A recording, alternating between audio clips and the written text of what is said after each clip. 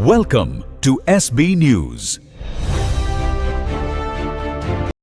వ్యవసాయ పనులు జోరుగా కొనసాగుతున్న వేళ భద్రాద్రి కొత్తగూడెం జిల్లా గుండాల మండలంలో డీజిల్ కొరత రైతులను కలవరపెడుతుంది.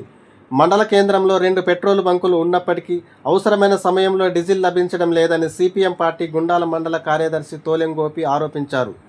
ఇదే సమయంలో కొందరు మధ్యవర్తులకు లేదా పెద్ద మొత్తంలో కొనుగోలు చేసే వ్యాపారులకు డీజిల్ విక్రయిస్తున్నారనే ఆరోపణలు కూడా వస్తున్నాయని, ఈ ఆరోపణలకు సంబంధిత పెట్రోల్ బంకుల యజమానులు స్పందించాలని రైతులు కోరారు. బంకుల్లో లేని డీజిల్ బయట వ్యాపారస్తుల దగ్గర మాత్రం ఉంటుందని సిపిఎం పార్టీ కార్యదర్శి తోలెం గోపి అన్నారు.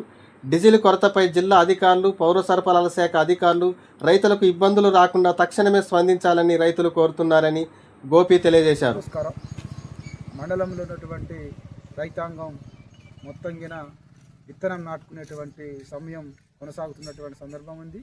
ఈ నేపథ్యంలో గుండాల మండలం ఉన్నటువంటి పెట్రోల్ బంకులు డీజిల్ లేక బంకులలో కొరత ఉన్నది. ఒకటేమో సాంకేతికపరమైనటువంటి రిపేర్ మూలాన ఆగిపోయి ఉన్నది.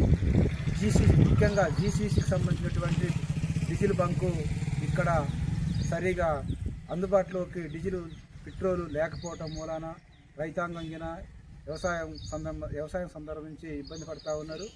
ముఖ్యంగా ఇక్కడ ఉన్నటువంటి దళారులు 500, 600, 1000 లీటర్ల డీజిల్ ఒకేసారి తీసుకుపోవడం మూలాన రైతాంగానికి కృత్రిమమైన కొరత వస్తూ ఉన్నది.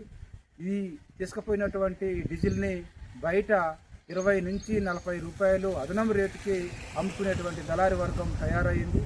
కాబట్టి ముఖ్యంగా యాజమాన్యం అంతగిన ఆలోచన చేసి అందరికీ అందుబాటులో డీజిల్ ఉండేటట్టుగా ప్రతిరోజు 30 నుంచి 50 లీటర్ల డీజిల్ వ్యవసాయ కుటుంబాలందరికీ అందించే పద్ధతిలో ఉండాలని చెప్పని సిపిఎం పార్టీగా మేము డిమాండ్ చేస్తూ ఉన్నాం.